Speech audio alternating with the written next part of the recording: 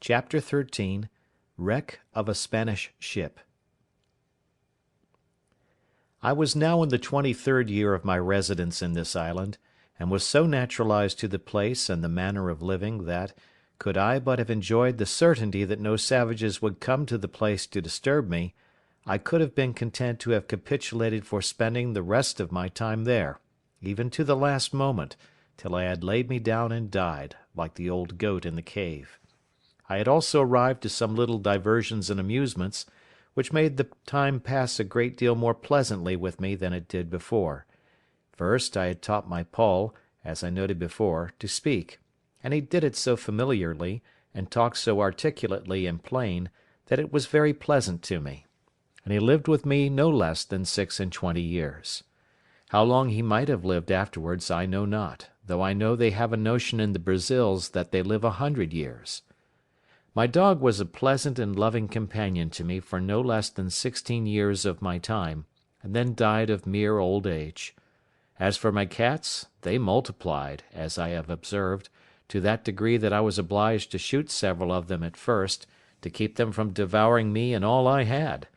but at length, when the 2 old ones I brought with me were gone, and after some time continually driving them from me, and letting them have no provision with me, they all ran wild into the woods, except 2 or 3 favourites, which I kept tame, and whose young, when they had any, I always drowned, and these were part of my family. Besides these I always kept 2 or 3 household kids about me, whom I taught to feed out of my hand; and I had 2 more parrots, which talked pretty well, and would all call "Robin Crusoe," but none like my first; nor indeed did I take the pains with any of them that I had done with him. I had also several tame sea fowls, whose name I knew not, that I caught upon the shore, and cut their wings; and the little stakes which I had planted before my castle wall being now grown up to a good thick grove,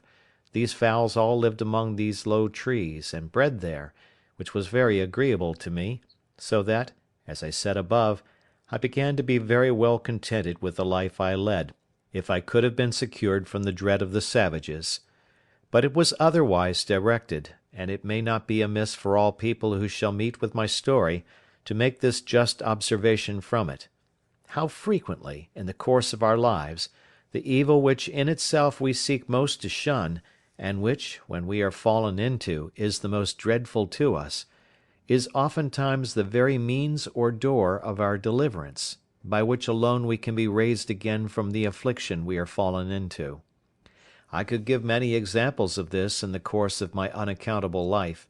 but in nothing was it more particularly remarkable than in the circumstances of my last years of solitary residence in this island.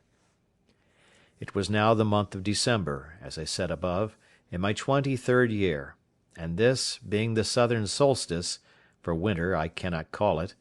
was the particular time of my harvest, and required me to be pretty much abroad in the fields,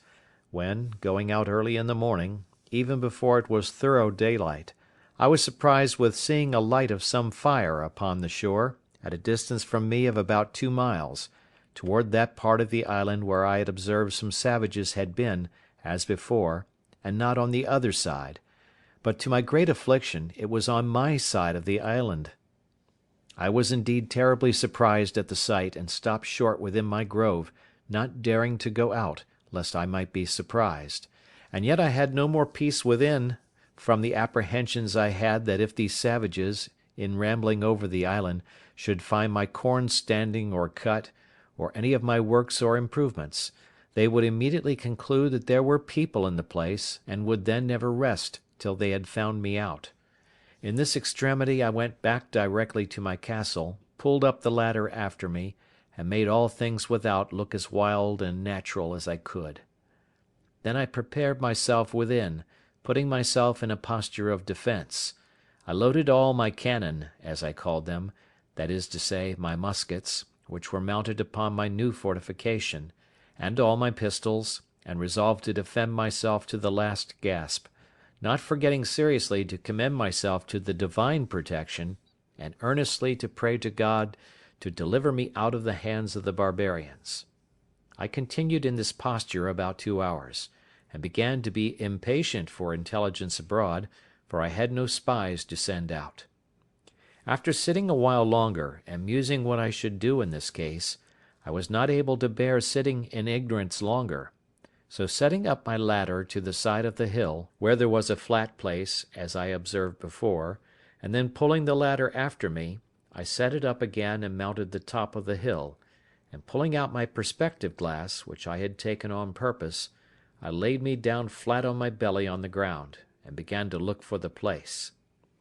I presently found there were no less than 9 naked savages sitting round a small fire they had made,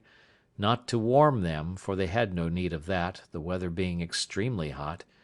but, as I supposed, to dress some of their barbarous diet of human flesh which they had brought with them, whether alive or dead I could not tell. They had 2 canoes with them, which they had hauled up on to the shore,